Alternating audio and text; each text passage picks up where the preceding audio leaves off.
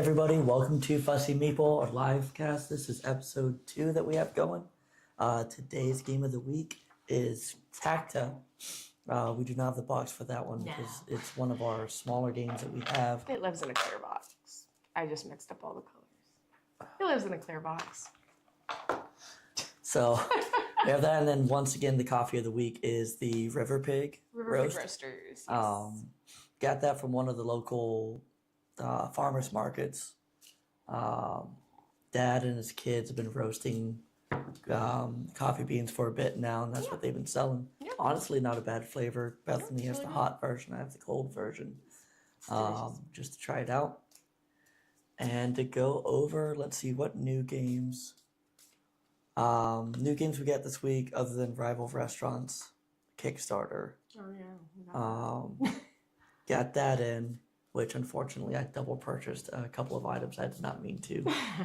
We're also getting our Humble Bundle in today. Mm-hmm. For those of y'all that do not know, Humble Bundle is a site. They usually do digital games, comics, stuff like that. And the money you spend, you choose how much of it goes towards a charity that they're promoting and how much of it goes to Humble Bundle. Right. So this month, it's still going on. They did a physical board game bundle. So they had different tiers where you can get either 3 games or all 7 games. And for $55, we set most of it to go towards the donation. We're getting Fuse Countdown, Junk Orbit, Proving Grounds, In Search of UAPs, Dead Men Tell No Tales, World's Fair, and as well as The Search for Lost Species. So some games in that we definitely recognize. We definitely been one we've been kind of looking for. Overall, just a great purpose, a great deal.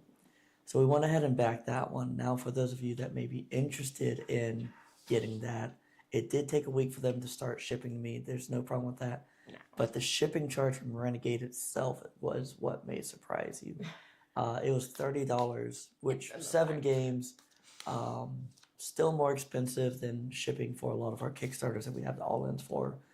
But overall, kind of expected. It does show before you purchase the key.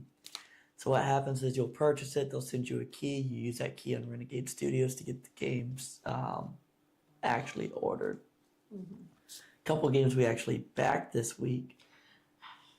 You backed which one?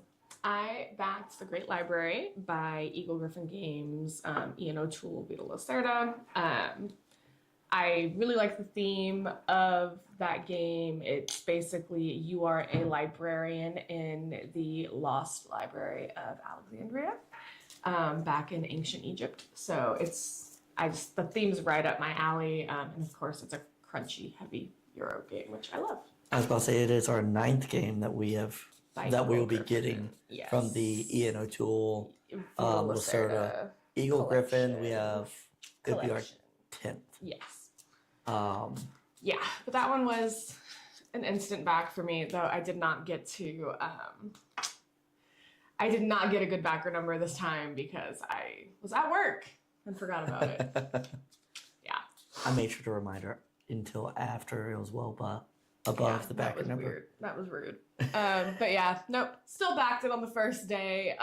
Just definitely not in the under 100 range. And what did you back yesterday? Before we get back into what I back, question for the audience: what did you guys get this week? Did you guys back any new Kickstarters? Get any new games that you're excited to bring to the table? But for us, the second game we backed this week was Iridia. This is a game we've kind of been hunting down. One of our buddies got it. We've been playing it with him. Yes. We've had a little bit of a hiatus with that. We need to get that back going. It's because they don't want me to get the lizard people as friends. Scheduling conflicts is the reason. It's not just you. It's not just me. Okay, well, that's nice. But good to know. Iridia is a great little RPG style game. Very large box, but comes with a lot. Oh, yeah. You get to build your own characters, name your own characters in different ways. You have titles and all that. Very fun game. And then we learned that Somebody chewed something. I heard it. That was a crunch. So we realized they were doing their second printing, and we went ahead and jumped on that. Yes. Because every time we've seen the game at conventions for sale, it's always been $350. Super expensive. $330. Worth it, but expensive. Yep, $300 just for the core box by itself.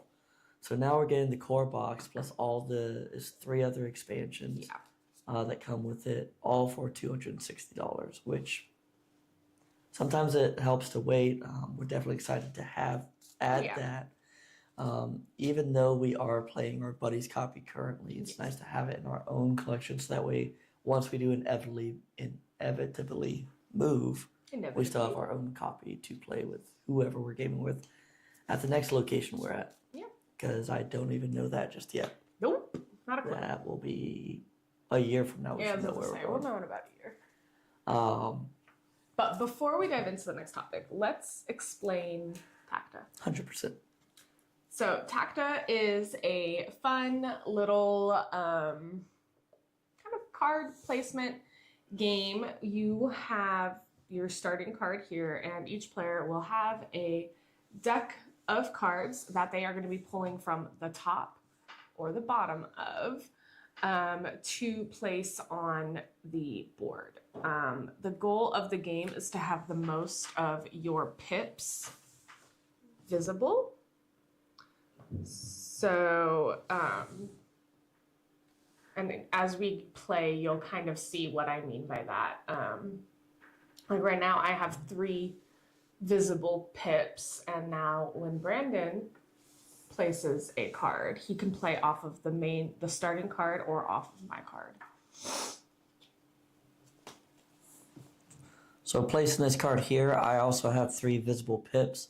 Bethany's 3 are protected because you could not lay over multiple cards, just one card at a time. That's right. There we go. I only have 2 that are protected, and this one right here is what we deem as unprotected.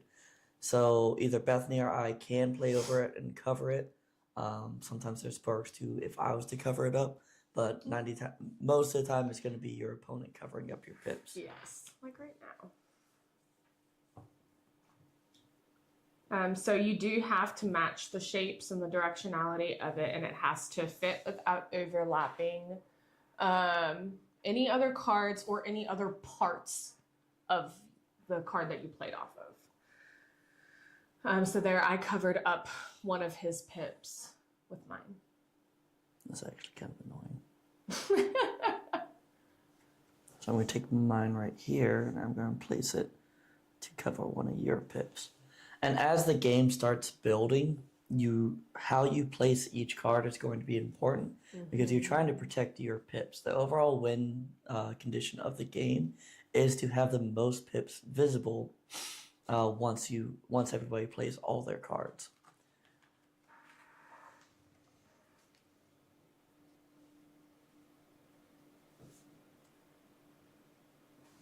No, thank you for that. I was hoping you didn't have one of those.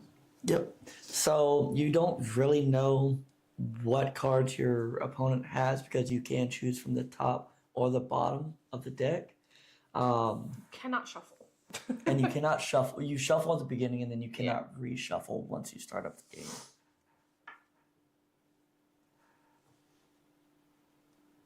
This is definitely not a small game. It does take up a lot of space on the table, actually, if you want to adjust the zoom on it. It does take up quite a bit of space. So even for this being our smaller table, it still will fit depending on the direction you go. But obviously, the more plays you have, the more cards you have on it. Even for this being just a 2-player game, it tends to take we'll still... Yeah, depending on where we place cards, we might end up like running off the table a little bit and having to adjust. But that is the basics of Tacta. It is a fun card game as long as the colors are not shuffled together like they are now. It is a very easy game to kind of deal out to everybody who's playing, get it started up. And you little... I want to save that for a moment where you can't mess with me. One thing that Bethany and I are very bad about with this game is we'll just pick a direction and we'll hone in on that direction, leaving the complete opposite side. Yeah. So we consistently run out of room. We consistently have to shift it. In all honesty, it may be a good idea to start like looking into. So the direction you play your cards obviously can affect how the other players get to play off of it. I could have played this card facing a different direction, making this slot here more accessible, but I didn't want him to be able to play off of it.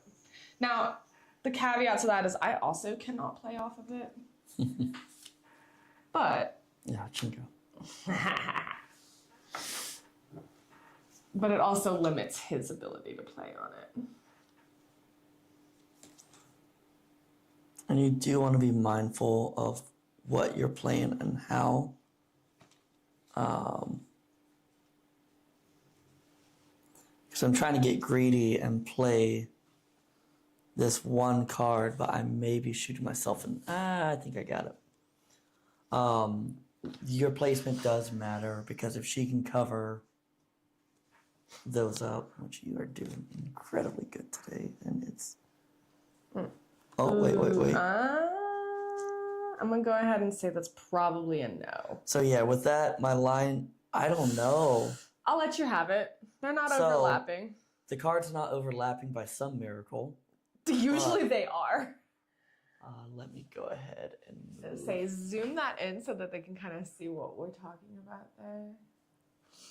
On this card right here. So they are very, very close, but they are not overlapping, and it does meet all of the placement rules that triangle has to fit in that corner and cover up that corner fully. So I'm going to allow it. I'll allow that placement. Oh, thank you. But no, this is the general description of Tacta. It is a very popular game. Yeah. It kind of took the world by storm around the same time that Flip 7 did. Yeah. Love Flip 7 too. We need the Grinch one. Yes. Missy outside. You know who would love the Grinch one? Jacob. So we need to buy 2 copies of the Grinch one. Yeah. Okay. Yeah. That's fair. So with all that, now we can kind of move into board game news as we continue to play. The board game news this week. I'll take care of that one. Okay, good. I was like, I chose the game. So first, foremost, Pact Unplugged final day is today. They are wrapping up. It is one of the other conventions that I've kind of put on my wish list to go to. Yeah. Is it my turn or your turn? Yeah, it's your turn. It's never. It's not local to us, and it's never at a convenient time for us to go. That one's at Philadelphia. I think I was in Philadelphia TDY one time, whenever they were doing it. The year I was out there. I was out there around this time. No. No. It was more of summer. Yeah, you were in the summer. And that's always been a goal of mine is like try to line up some of my TDYs if I can. Yeah. Oh yeah. With conventions. For sure. Makes it harder to actually attend the convention fully. Yeah. But anytime I go somewhere different, I always look at what's going on. If I can at least visit one day after work, pop in, see the vendors, stuff like that, I'm happy with that. The other convention that's wrapping up is BGG Fall. Oh yeah, BGG Fall, the one we did not get to go to this year. We were planning on that one. We were excited for that one. That one is more local to us. That's up in Dallas. But it just was not feasible this year. Hopefully next year, though. Hopefully next year. This year we decided to kind of re-gear and focus on actually moving. So as you see, we have, a better studio setup. We have a much better game room setup. We had another game night last night. We brought out Kemet, and I believe our buddies brought out White Castle Duel. Yeah. So we decided to focus on that versus keeping. See, I know what his top card is right now, and so I'm trying not to set it up to where he can play off of whatever I end up placing down. So now I'm rethinking that placement. But this is two major board game conventions, PAX Unplugged, think last year saw 20 to 30K participants. Yeah. Nothing's come out this year about the Yeah, number, but they are yeah, expecting to kind of go past that. So we are building ourselves up. We're not going to go from going to like just a few thousand participants to going to a 60,000 participant event. You played that one. Yeah. Yeah, I blocked him from being able to play on it.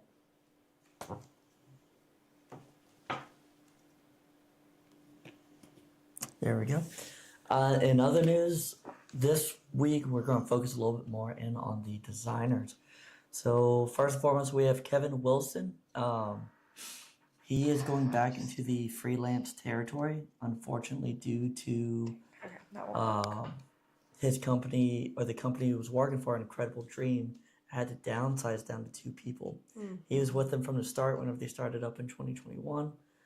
Before that, he was working with Fantasy Flight Games, games that we know all too well, Descent, Arkham Horror, as well as a few other those Fantasy Flight games. He designed all those himself. And he was doing freelance for a while, kind of got on board with them, moved around, and now he's back in the freelance pool just due to economies, tariffs, all that jazz kind of going on. Yeah. He was very happy with where he was at, but at the end of the day, it's kind of the hand you get dealt. He is kind of getting, he's still excited. He's still going to be designing games. Oh, for sure. And somebody who we've not gotten the chance to meet yet, but somebody we've been kind of following since we've started playing her games, Connie Vogelman. Oh, She's the designer of an apiary. Yes, Apiary and Wormspan. Both of those games catapulted her. Definitely great successes with Wormspan, especially Apiary on a fence belt. You haven't played Apiary yet. It's bumblebees in space, man. No, not mine. I'll give it a shot. It's fun. She was honestly originally an attorney, which that style of job is helping her delve more into it. It was kind of a jump that they were not expecting to take because they were going to be staying in the attorney side. They were not, her and her husband were not looking into delving into full-time design team. But once again, everything going on has kind of pushed her to say, no, I'm going to go into a full-time designer. She has a few things in queue for things she wants to do. She's kind of diving into a little bit outside of her normal area. Now she's designing more games, writing rule books, kind of getting into more of that technical writing and enjoying it. Yeah. She's not signed on with any company just yet. A little surprised by that one. I figured she was going to try to jump in with Stonemeyer Games. But she's still just freelancing it. But now it's just more of a full-time gig versus, and her putting all of her effort into that versus a part-time. Yeah. It is your turn. I've done very poorly blocking you. You tend to, oddly enough, this is a game that I didn't think I would be good at because I have a hard time visualizing patterns in my head and like seeing what's to come.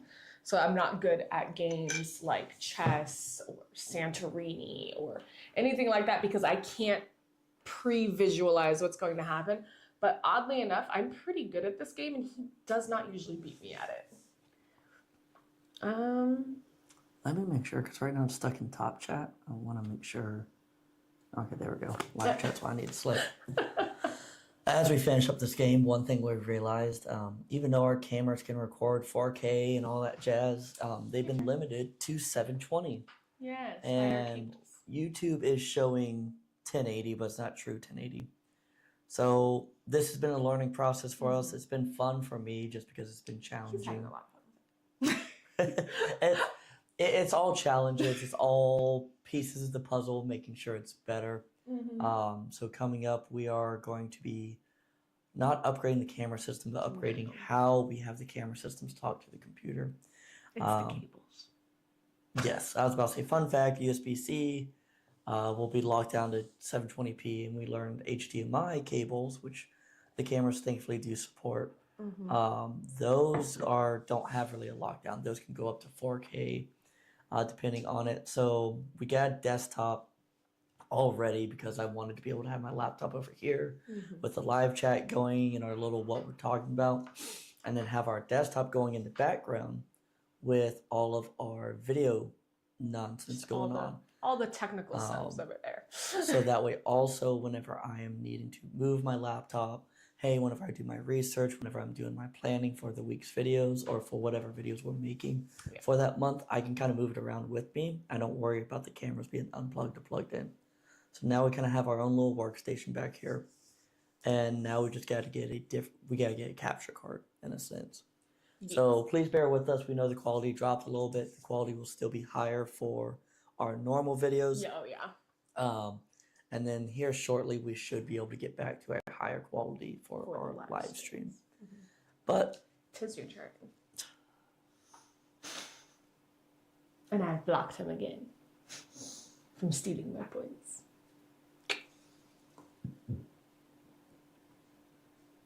Yeah, no, this is a game you're pretty good at. Very good at. Queen of Tacta.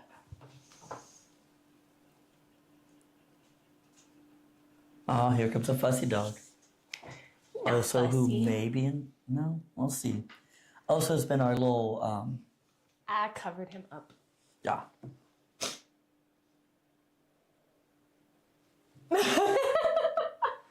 So I've been waiting to do that too. No, I haven't. I just, as soon as I saw what card you were playing, I was like, oh, yes. And I knew there wasn't many places you could play that would block it for me. Our little mascot dog is finally joining us. Surprisingly enough, I've not had to use our intermission screen. We made one of those more specifically because of the dogs. If they start going off, I can flip over to that. Oh, Chingo, come on. Oh no, they can't see it anymore. They can't see the board. Oh, yes. So, let's see, for those of y'all wondering, this is kind of what it's turned into as we've played. It's expanded past the table. It's honestly, it's doing a little bit better on this table. Oh, we've managed to, we spread ourselves out a little bit better this time on it. Because last time we played on this table, it did fall off. Yep. So, as we're kind of going through, we're kind of getting to the final 2 cards now.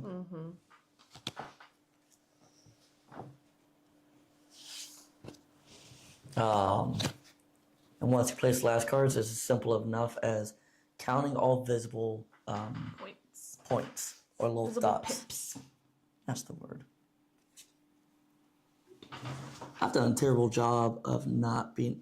You don't have any cards, okay? Yeah, I'm dead. I thought you had one. I was like, oh, she can block that. So you're just going through and you're just counting how many points you have. And I guess for the live stream, let's see if I get smoked again. I don't know.